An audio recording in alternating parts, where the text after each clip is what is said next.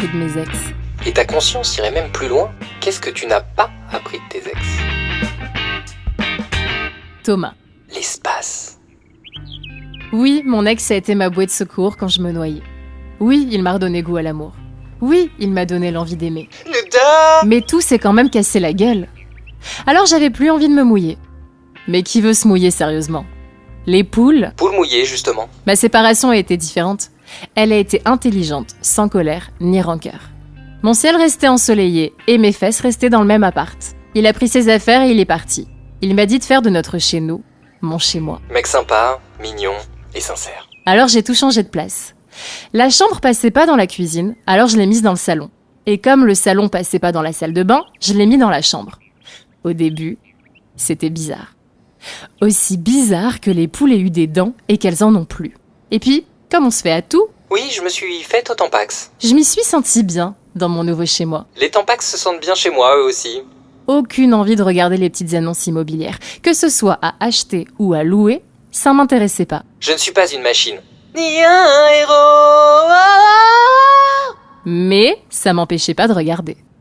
À toujours me faire des films toute seule et à vivre dans ma tête, j'ai réalisé que j'avais trouvé le logement de mes rêves et que je vivais déjà dedans. Un château de cartes. C'est difficile à chauffer, mais un château, quoi. C'était génial. J'étais à 2 doigts de me faire tatouer la reine de cœur entre les nichons, tellement j'étais au top. On ne vit qu'une fois après tout. Oui, on ne vit qu'une fois. Fuck la facture de chauffage. Je venais de terminer la construction de mon château de cartes. Je suis sortie pour fêter ça. Et là, j'ai rencontré Thomas. Thomas m'a trouvée cool, pétillante et intéressante. Je l'ai trouvé cool, pétillant et intéressant. Mon deuxième prénom, c'est Badois. Psh. Il me racontait qu'il était toujours tombé sur des filles chiantes et loin d'être marrantes. Il me disait aussi qu'il était très content et très étonné d'être tombé sur moi. J'aurais pu lui expliquer que je sortais pas d'un Disney et que mon attitude, mon ouverture d'esprit et mon envie de vivre venaient de mon ex. Une folle envie de rattraper le temps perdu et d'être heureuse. Mais j'ai préféré profiter de l'instant. Il était beau comme lui cet instant. Poète. On s'est embrassés. Coquine. Thomas avait son propre appart. J'y suis allée 2 ou 3 fois, juste comme ça. C'était grand, lumineux, coloré et chaleureux. On s'y sentait très bien. Et on se sentait très bien avec Thomas. Sauf que son appart était vraiment, vraiment trop grand pour moi. 4 pièces! Qui fait le ménage? Qui paye la facture de chauffage? Je lui ai demandé pourquoi il avait pris si grand pour lui tout seul. Il m'a répondu que c'était au cas où. Au cas où l'envie de vivre avec quelqu'un le prend, au cas où l'envie de faire un bébé avec quelqu'un le pique, au cas où il tombe sur la bonne personne, etc., etc. Et au cas où l'envie de faire une grosse teuf le prend, non? Logistiquement parlant, il avait raison. Mais quand t'es bien dans ton appart et que tu surveilles l'immobilier de loin, juste comme ça, sans vraiment surveiller, ça fait peur un discours comme ça. Aussi peur que la sordide Pamela Frégé. Oui, j'étais bien chez lui, mais j'étais aussi bien chez moi. Oui, il arrivait que mon appart me rappelle trop mon ex, alors je restais chez Thomas, mais ça voulait pas dire que j'étais prête à emménager. C'était beaucoup d'aller-retour pour une seule femme. Pour la première fois de ma vie, j'attendais rien, absolument rien. Je savais pas où j'allais et mes envies dépendaient uniquement du moment présent. Du coup, j'avais le popotin entre 2 chaises. Parfois, j'avais envie de rester enfermée des jours avec Thomas. Et parfois, j'avais envie de faire n'importe quoi et profiter. C'est mon côté nature et découverte. On s'est posé les questions banales de début de relation. Maison ou studio? Loft ou tente? Château ou camping-car? Penthouse ou cabane dans un arbre? Il savait exactement ce qu'il voulait. Mais moi, j'en avais aucune idée. C'était comme ce jour où je suis allée chez le coiffeur sans savoir ce que je voulais faire avec mes longs cheveux bruns frisés. Je suis sortie de là avec les cheveux rouges au carré, lisses et une frange. Non mais il y avait tellement de possibilités. Pourquoi avoir choisi celle-là? Il s'avère que pour le cas de Thomas, mon coiffeur pouvait rien faire pour moi. À part peut-être couper mes pointes sèches. J'étais pas prête à m'engager dans quoi que ce soit. Même couper mes pointes sèches demandait trop d'engagement. Et pourtant, elles en avaient bien besoin. On fait un shampoing? On savait pas qui on était l'un pour l'autre. On n'en avait jamais parlé. On savait juste qu'on avait envie d'être ensemble. Une année est passée. Il m'a donné les clés de chez lui. Et je les ai acceptées. Non mais qui refuserait d'avoir une maison secondaire? On avait la même joie de vivre, on parlait le même langage, on était connectés. Ça fonctionnait sans qu'on y pense. Tous nos moments étaient géniaux. Et de moments géniaux en moments géniaux, on a rencontré le problème des moments géniaux. Thomas a vu mes pointes sèches. La cata. J'ai aussitôt foncé chez le coiffeur. Le problème s'est réglé rapidement.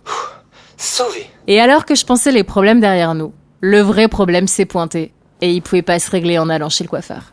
Le sujet, nous, n'ayant jamais été abordé, Thomas s'était dit que ça faisait 1 an qu'on vivait une histoire superbe, et malgré ça, rien n'avait changé. Aucune discussion de projet commun, aucune discussion sur l'avenir, on en était toujours au même point. Il s'était persuadé qu'on allait dans un mur, qu'on n'évoluerait jamais, et qu'il fallait qu'il se détache de moi. Il vivait très mal la relation, et je me doutais de rien. 3 fois rien, quoi. On partageait le même monde, et pourtant, dans nos têtes respectives, 2 mondes totalement différents s'étaient créés. Il savait pas où se placer, je pensais qu'il voulait pas se placer. Il avait l'impression d'être de passage, j'avais l'impression que ça allait durer une vie. Il avait besoin de parler de nous, j'avais besoin de vivre la relation. J'avais toujours profité de son appart sans me demander si un jour j'habiterais dedans. C'était si grand et si joli. Je m'y étais faite sans m'en rendre compte. J'avais même un peu changé la déco. Sauf que lui, il avait besoin de savoir si oui ou non, un jour, j'allais changer les meubles. Mais comme il m'a pas posé la question, Je pouvais pas deviner. ça me paraissait évident. Tout comme ça me paraissait évident qu'il sache que j'étais bien dans son appart.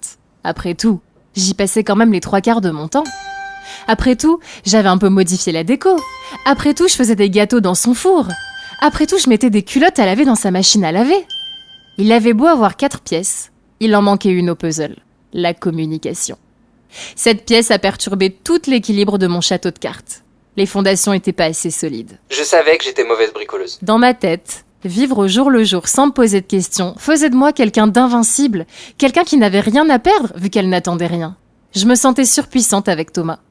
J'ai pas voulu faire disparaître cette sensation en la verbalisant. Mais lui en avait besoin.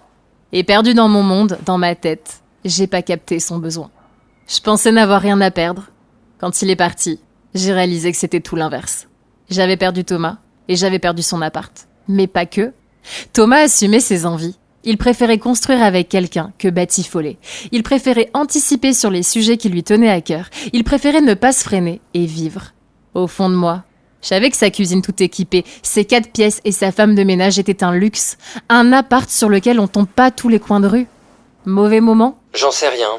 Mais poule mouillée, ouais. Bien sûr que j'aurais dû lui dire « La vie avec toi est géniale, mais mollo, pas de stress, on avance calmement et tout va bien se passer. » Bien sûr que j'aurais dû lui dire et redire à quel point il était génial. Bien sûr que j'aurais dû lui dire qu'alors que je voulais plus tenter quoi que ce soit, je passais ma vie avec lui et que c'était si simple et si waouh. Mais avec les réseaux sociaux, je passe ma vie à liker, à envoyer des smileys, à parler sur un écran. J'ouvre jamais la bouche, à part pour chanter. Et manger de temps en temps. J'avais complètement oublié qu'il fallait faire ça. Et comment je pouvais deviner ? J'avais beau avoir été retweetée 6 fois pour une bonne vanne sur les céréales, j'avais oublié la base. Alors que la base, c'est que les réseaux sociaux, c'est de la communication.